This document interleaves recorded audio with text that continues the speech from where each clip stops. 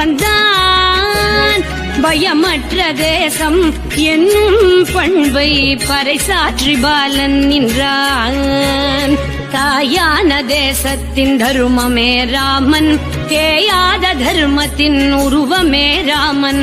சாயாத உறுதியின் ஊற்றாக வந்தான், போயாத பக்தியின் பலனின்று தந்தான். சேவகர் செய்த செயலை இன்று தேவரும் வாழ்த்துகின்றார். பாவங்கள் போக்கும் ராமனின் நாமம் பாரெல்லாம் கேட்குதம்மா. ஸ்ரீராம ஜெய ராம ஜெய ஜெய